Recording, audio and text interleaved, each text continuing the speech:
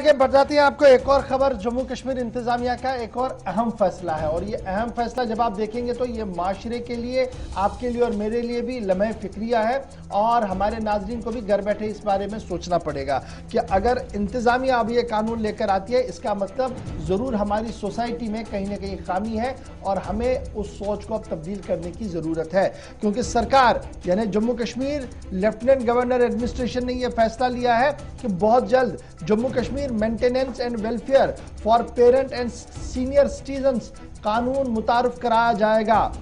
यानी जो लोग बुजुर्ग हैं उनकी कफालत,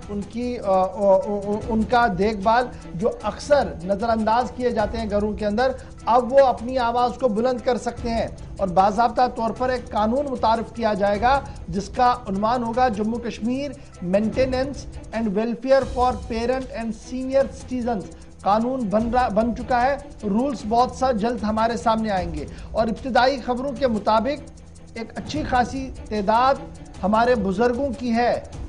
जिन्हें नज़रअंदाज घरों के अंदर किया गया है और उनको लिए ये एक बड़ा रिलीफ हो सकता है। अब कश्मीर तो कश्मीर, जम्मू के अंदर भी सूरत हाल ये है कि ओल्ड एज होम हमारे पास है और उन ओल्ड एज होम में अगर आप कभी जाएं तो आपको एहसास इस चीज़ का होगा कि बेटा भी है, बेटी भी है, लेकिन घर के अंदर बुजुर्ग नहीं रह रहा। वालिदा है, बेटा है, लेकिन घर के अंदर नहीं रह रहा है। और इस तरीके की सूरत अगर कश्मीर में थोड़ी सी कम आपको जरूर नजर आएगी, लेकिन बाय एंड लार्ज जब आप यूनियन टेरिटरी की पूरी बात करेंगे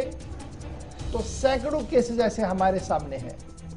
या अगर रह भी रहे हैं तो इंतहाई कस्मपुरसी की सूरत हाल में है। और अब इस सूरत हाल से निपटने के लिए सरकार ने कानून लाने का फैसला लिया है और इस कानून के अंदर सब डिस्ट्रिक्ट मजिस्ट्रेट एसडीएम जो है वो हेड होंगे ट्रिब्यूनल के और उस ट्रिब्यूनल के अंदर वो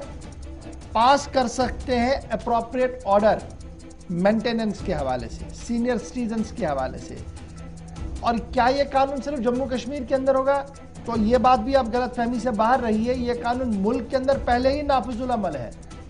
लेकिन जम्मू कश्मीर के अंदर इस कानून को नाफिज होने ही नहीं दिया गया था। इस तरीके की बात जो है वो on the top of the chair जो लोग बैठे हैं वो हमें बता रहे हैं। उनका मानना जो जरा है, उनका मानना कि 370 और 35A की वजह से पार्लियामेंट के अंदर बनाए गए कानून का निफाज